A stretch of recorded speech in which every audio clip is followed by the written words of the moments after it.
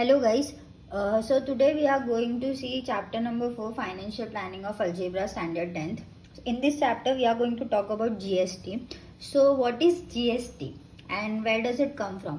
तो GST जो है वो 2017 में इम्प्लीमेंट किया गया था. तो ये क्यों इम्प्लीमेंट हुआ था? तो बेसिकली ऐसा था, GST आने के पहले हमें अलग अलग टाइप के टैक्स जो होते थे वो भरने पड़ते थे. जैसे कि आप यहाँ पर देख सकते हो, excise duty, VAT, CST, service tax, luxury tax.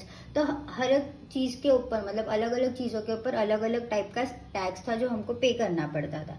तो GST इसीलिए लाया गया कि हम एक ही कंट्री में रहते हैं तो हमें टैक्स भी एक ही तरीके का भरना चाहिए. वन नेशन वन टैक्स करके ऐसी एक स्लोगन बोल सकते हैं हम, तभी बनाई गई थी. तो GST बेसिकली होता क्या है? तो GST का फुल फॉर्म क्या है? GST, goods and services tax. तो यहाँ पे जैसे आप नाम में देख रहे हो, गुड्स भी इंक्लूडेड है और सर्विसेज भी इंक्लूडेड है, मतलब ये दोनों चीज़ों के लिए हम इस्तेमाल कर सकते हैं. GST के अंदर दो कंपोनेंट्स होते हैं, CGST एंड SGST. अब ये CGST और SGST क्या है? तो CGST जो है वो आपका सेंट्रल गवर्नमेंट वाला टैक्स है एंड SGST जो है वो आपका स्टेट गवर्नमेंट वाला टैक्स है. अगर जस्ट इन केस अगर स्टेट नहीं है, यूनियन टेरिटरी, तो वहाँ पे हम UT-GST का इस्तेमाल करते हैं. अब ये जो CGST और SGST है, इन दोनों की जो वैल्यूज़ होती है वो सेम रहती है. मतलब अगर CGST आपका 7% है तो SGST भी कितना होगा? 7% ही रहेगा.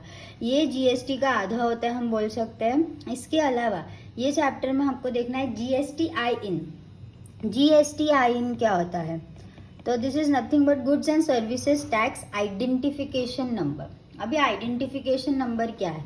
तो ये उन बिजनेसेस या हम बोल सकते हैं फर्म्स को दिया जाता है जिनका ईयरली इनकम जो होता है वो 20 लाख से ज़्यादा होता है. तो ऐसे लोगों को ये GST I-in वाला नंबर लेना पड़ता है.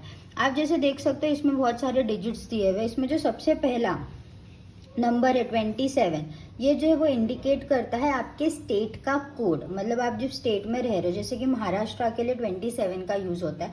तो आप जब ये नंबर देखोगे और अगर आगे 27 है तो इसका मतलब क्या है कि ये जो फर्म है ये महाराष्ट्र से बिलोंग करती है. फिर उसके बाद आपको ये 10 डिजिट नंबर दिख रहा है, ये पैन नंबर होता है उस फर्म का.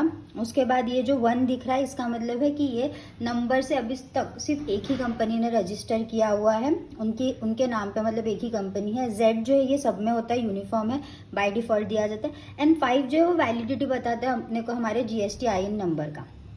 अब अगर आप आगे देखोगे तो यहाँ पे आपको अलग अलग टाइप के टैक्स दिए हुए जो अलग अलग चीज़ों पर लगते हैं. सबसे पहला जीरो रेटेड टैक्स है. मतलब ये बेसिकली उन चीज़ों पे लगता है जो हम डेली बेसिस पे यूज़ करते हैं, जो असेंशियल कमोडिटीज़ है, जैसे कि खाना वगैरह, ये सारी चीज़ें हो गई.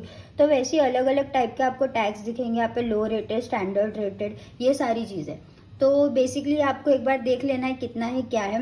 ये जो टैक्स का जो वैल्यू दिया हुआ है यहाँ पे, जो रेट दिया हुआ है, ये तब का है जब ये टेक्स्ट बुक लिखी गई थी. तो अभी चांसेस है कि ये रेट्स चेंज हो गए होंगे, बट आपको उन पर ध्यान नहीं देना, आपको फिलहाल इसी पर ध्यान देना है.